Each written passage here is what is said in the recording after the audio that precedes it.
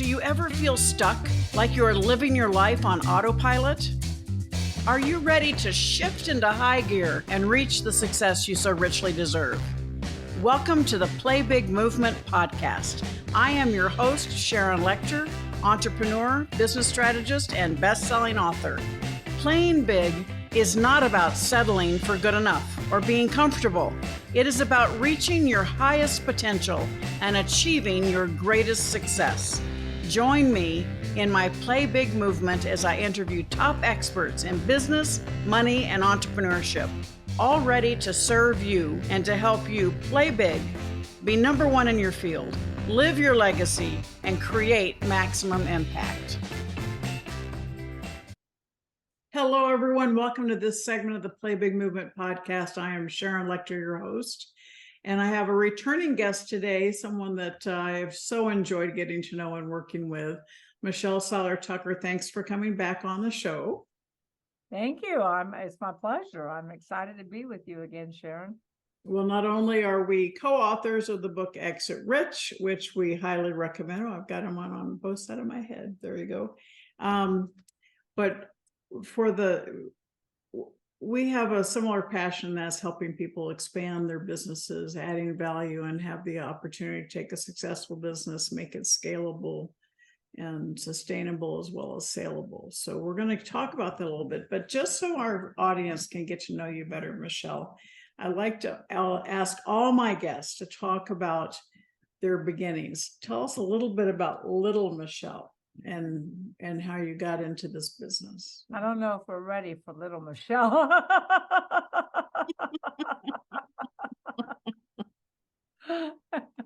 Try me.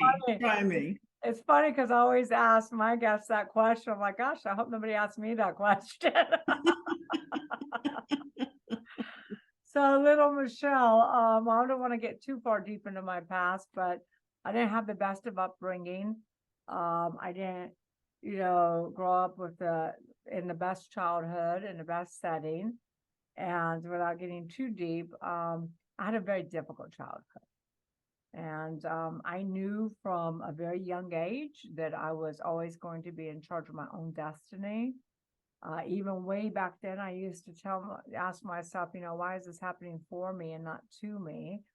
And I knew that I wanted to be an entrepreneur. I knew I wanted to own my own business. And I knew I didn't want anybody to ever tell me what to do, Sharon. And I knew no matter what, I was going to rewrite my story, and I was going to redefine the shadow in the mirror, and I was going to become my own boss, and I was not going to repeat the pattern of neglect and abuse. Well, I think that is so. It's very important to share that kind of information because people look at your level of success now and they think, oh, it was such an easy ride for her, but it wasn't. We talk about overcoming obstacles and having that determination to make something better, determination to be the captain of your own destiny is something that I think a lot of people need to hear because so many of us allow life to happen to us, not for us. So thank you for sharing that. I appreciate that. Of course. So what took you on the trajectory to get into this business of mergers and acquisitions and helping people grow their business? Tell us a little bit about how you got into that path. Sure. So like I said, I always knew I wanted to be an entrepreneur. I always knew I didn't want anybody to tell me what to do, but that's quite the contrary when you're in business for yourself. Everybody tells you what to do, especially your clients. Yep. And so anyway, I've owned many different businesses along the way.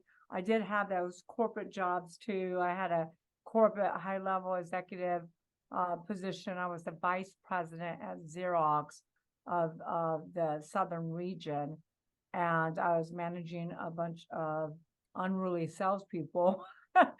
And I knew I just didn't want to work for corporate America because you couldn't get anything done. And so I decided to leave corporate America after I got that promotion. And I went into the franchise business. So I started in franchise sales, franchise development, franchise growth, and I owned different pieces of different franchises. So I had an equity investment in the majority of the ones that I sold. And I did that for several years and was extremely successful blowing everybody else up. And then I decided, gosh, I want to get into M&A because I had so many sellers come to me and say, hey, do you have an existing business for sale? We don't want to buy a franchise. Or buyers would say, I don't want to buy a franchise. Sellers would say, hey, can you sell my business? And buyers would, ask me, do you have a business non-franchise? And, something about the universe, Sharon, when you keep hearing the same thing and the same questions, you got to at some point pay attention. And that's what I did, because I kept saying, I don't sell franchises. I mean, I don't sell existing businesses, and I only sell franchises. So I have nothing else to put you in. And then I kept saying, gosh, you need to stop saying no. I need to start saying yes. I tell people the successful businesses solve a problem and serve a need. And that's exactly, you had a lot of people asking for the need and solve their problems. So that's great. That's exactly what I did. So I walked into my very first conference for M&A, and it was in Las Vegas. There were 3,000 gray hair, fat belly men.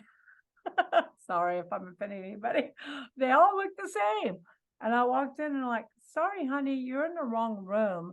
Dermatology is down the hall. And I said, no, sorry, honey, I'm in the right room. Maybe you should go to dermatology.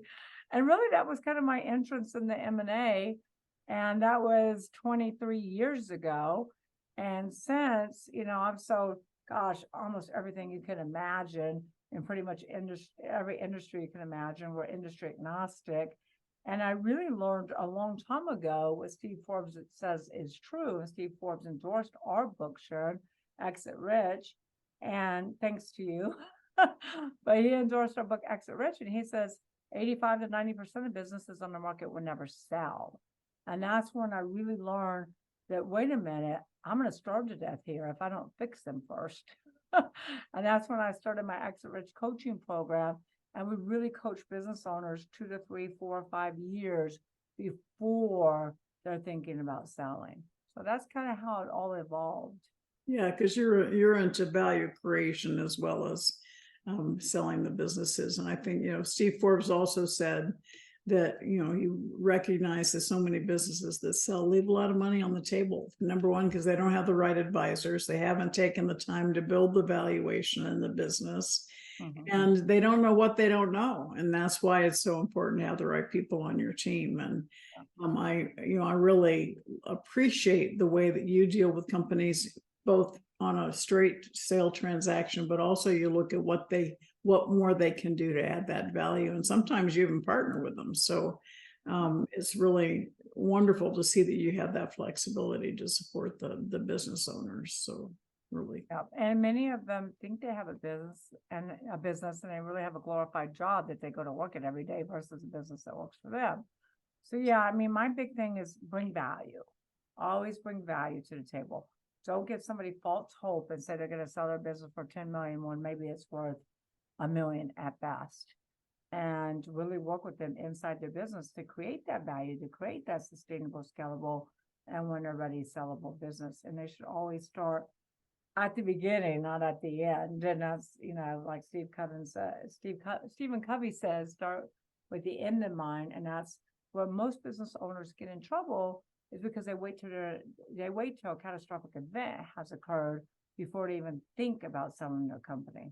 Yeah. And it's so important. Like I have one client that, 80% of her revenue is from one customer. And it's like, and she wants to sell the business. You're going to be, we need to codify what you're doing. We need to build the intellectual property and not be in a position where you're relying on just one client. Because if that client decides, oh, it's not in the budget next year, you're in a world of hurt.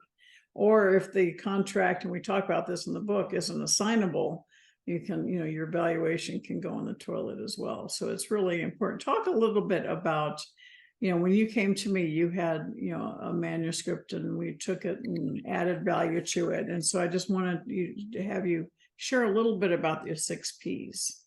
You want me to go back when I was scared to death to show you my manuscript? I try to let that pain go. Yes, you and I have met numerous times and shared some stages together. And a good friend of ours said, you should share this manuscript with Sharon. And I said, oh my gosh, she's going to hate it. And he goes, Michelle, stop it. She's going to love it. So anyway, I shared the manuscript with you. You did like it. Of course, she had some changes. And I wouldn't think anything less of that. I knew you were going to have some changes, but you liked it. You had really, really valuable content. And I think, I know we share the same goals, the same core competencies, the same values when we go to help our business owners. And we introduced what I call the 6 Ps. And the 6 Ps are the foundation that I use, and I've been using for decades, in which to get the business sellable. And I always start with the first P, which is people, because the number one reason why businesses don't sell, Sharon, and you already know this, is because the business is dependent upon that owner or owners. And when you take that owner out of the business, you don't have a business. It's not sustainable. It's not scalable.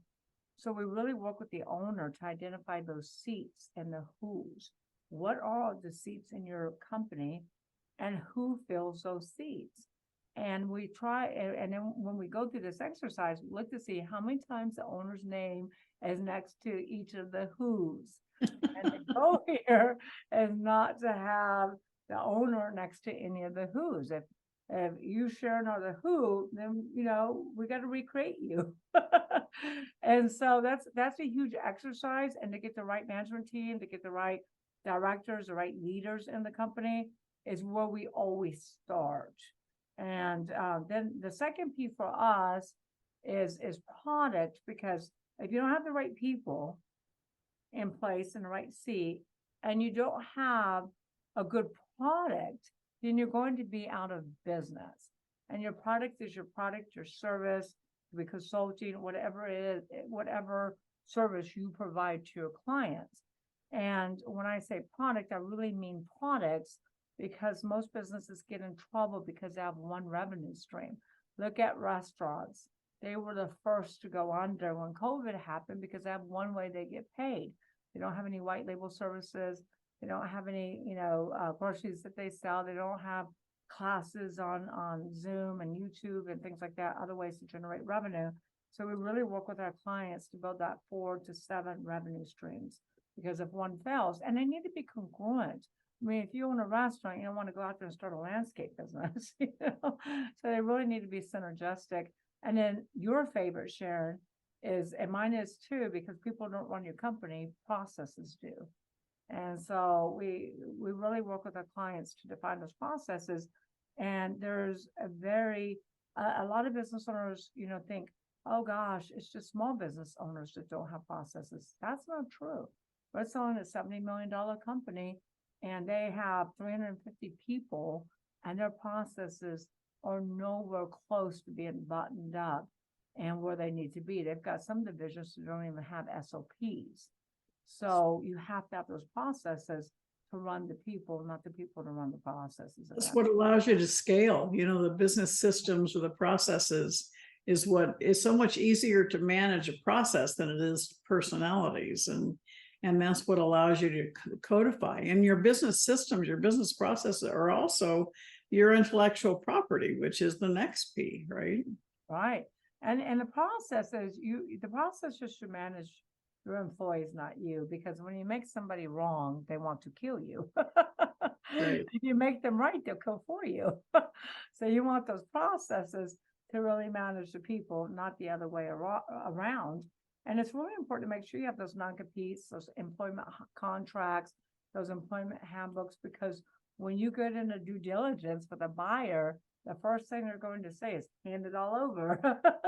Right. See those non-competes. And I've had deals just fall apart because there were no employment contracts, there were no non-competes, and employees refused to sign them for the new owner. So yes, you're right. Then we get into proprietary, which is really the highest value driver, because proprietary can take you from a 3 multiple to a 4 to a 5, a 6, 7, 8, especially if if you're well branded. I always say the more well branded you are, the more we can sell your company for. I mean, the biggest brand in the world is Apple. And there were I think it was 84 trillion, some huge number. And that's not counting your EBITDA, your assets, or your real estate, or anything else. Trillions. Then you got to make sure you have those federal trademarks. You know, Sharon, you know this as well as I do. Somebody will go to if they're in Arizona, they go to Arizona and they get that local state trademark, but they're not protected. And so many of my clients have received that cease and desist letter, and now they've got to go fight for their name. And we always say, make sure you put that little TM behind your logo, behind your slogan. And then patents are big. Everybody watches Shark Tank. Everybody asks, do you have a patent? Do you have a patent pending? AI is huge right now. So if you can incorporate AI, a unique creative software development company in your business where you have SaaS, a SaaS company, which is software as a service with a residual model, subscription model, buyers will pay like 8, 9, 10 multiple for that. And so that's where a lot of companies are falling short. And then also what Sharon just said earlier, those transferable contracts, because what happens is you have contracts, but you don't have that transferable agreement. And in 23 years I've been doing this, Sharon, I've met 2 business owners that actually got that piece right. Only 2. Yeah, that's pretty scary, isn't it? Yeah. It is, because 98. And then you're hostage because the customer realizes that they can, resist you on making that transferable. So it's really important to get it done upright. Well, now if the deal falls through, because 98, 99% of all sales are asset sales, not stock sales. And if the client won't agree to a transfer, then guess what? If the buyer won't agree to a stock sale, most buyers won't. Now your clients know you're selling your business. And that's a very bad position to be in. That's right. It gives them way too much power. And part of the problem, we talk about proprietary, the valuation, all the things that you just talked about, the contracts, all those things, it's called goodwill. There's not a tangible asset to it, a valuation, but the valuation is huge. So it's not a book asset, it's a market asset. And that's what can take your business to a much higher level when you have the proprietary identified. We talked about identify your intellectual property, protect it, and then leverage it. And you can't do that if you haven't taken the time to identify it. Because assets are sexy. Assets are sexy. Yep, absolutely. And sexy. They are. And my other line is the older you get, the sexier they become, which is a little more important to me these days as I start seeing 70 coming up real soon. So it's really important to understand that when you have an asset, it becomes your employee and it doesn't talk back. It just continues to grow in value. It continues to generate revenue. And then the 6th P, talk about that. Real quick, I want to get back to what you said, though, is the other thing that's really important to note is content. There's a lot of lawsuits right now of who owns the content. And a lot of my clients are in court fighting these issues. If you have 1099s, interns, any of that, you got to make sure you have that contract protection language in your contract, number one. Number 2, even if they work for you, I just found this out the other day, my analyst, it doesn't have that I own that content. So if they were to create a newsletter or a press release or something like that for me, because it's not covered in their contract, there could be an issue with that. So you want to make sure you protect your assets. And I know Michael Lechter, I'm so excited to have him on my podcast coming up. And he's going to talk about how you want to have multiple LLCs.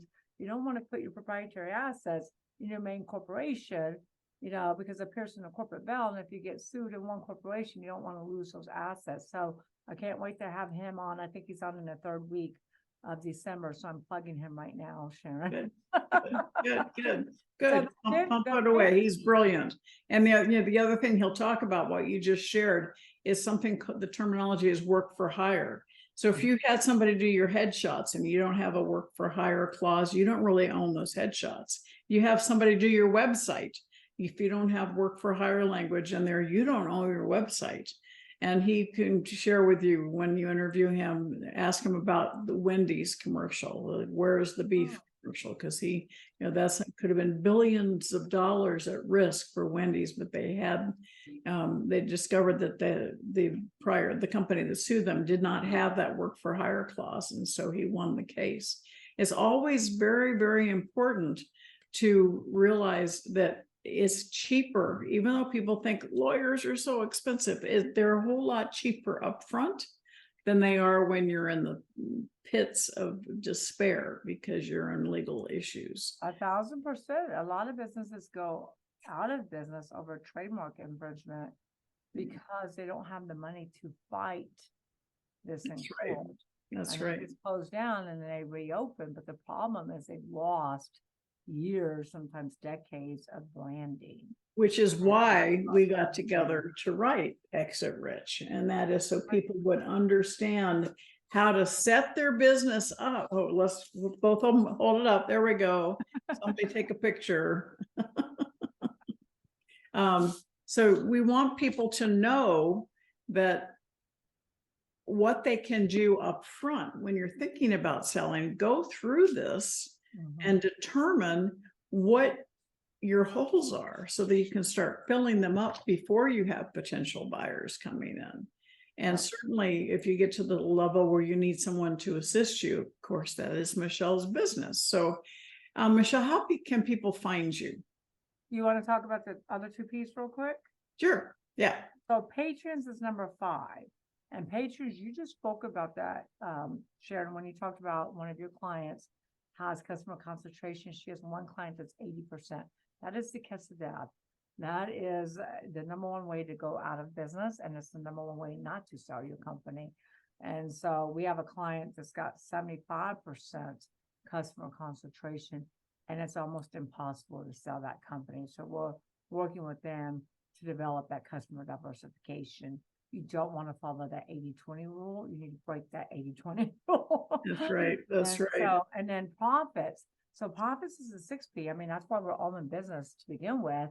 But profits is never the problem. Lack of profits is never your problem.